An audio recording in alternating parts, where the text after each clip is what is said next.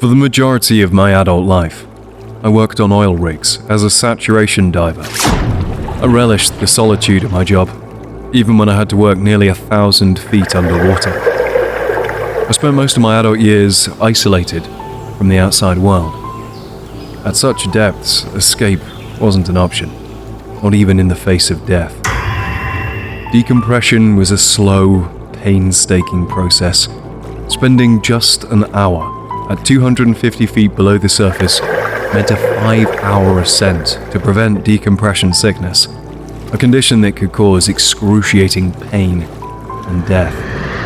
Sat divers like me never risked it. We always decompressed slowly.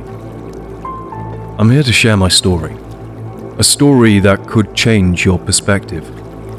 If someone had told me this tale during our rig dinners with contraband beer, I would have dismissed it. However, this story is not second-hand. It happened to me. Some of you may doubt, scoff, or accuse me of making it up for attention, but listen closely. The belief that there are no mysteries left on Earth, no uncharted places, is a fallacy. I used to laugh at such claims, but not anymore. There are things on this planet you don't want to encounter. During my time on the Jupiter oil rig, a massive operation moved it to a different part of the ocean. The shift crews faced extended hours, indefinite stays on the rig, and sleep deprivation. Tempers flared, but we were well compensated. However, working with a rowdy crew in the middle of the ocean wasn't always peachy. Before the rig was fully operational, my co-worker John and I lived in the pressurized system under the flatbed boat. This allowed us to stay underwater for extended periods, making us valuable assets. I thrived in isolation while John preferred the pay. The topside crew ensured our well-being, but no one wanted to call in the medical team. The first weeks on the seabed were routine. Aside from John's tales of his complicated love life, we noticed the absence of sea creatures, but attributed it to our inattentiveness. It wasn't until John fell ill and had to be isolated that things took a dark turn. I ventured out alone the next day, and the seabed felt strangely empty. The water appeared darker, and even the lights seemed dimmer. As I worked, I saw fleeting movements on the edge of my vision, but when I turned, everything was still. I sensed creatures lurking just beyond the light's reach. My unease grew as the day progressed.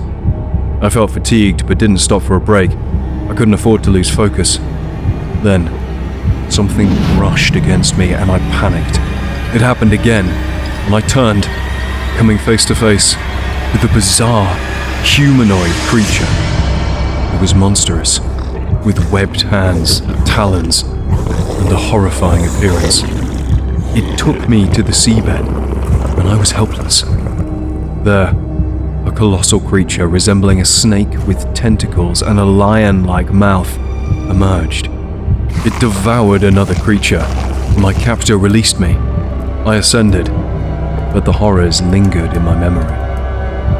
Back in the tube, I recounted the ordeal, but the medical crew assumed I'd lost my mind. The company sent a crew to complete the job, but they disappeared, except for one who went insane.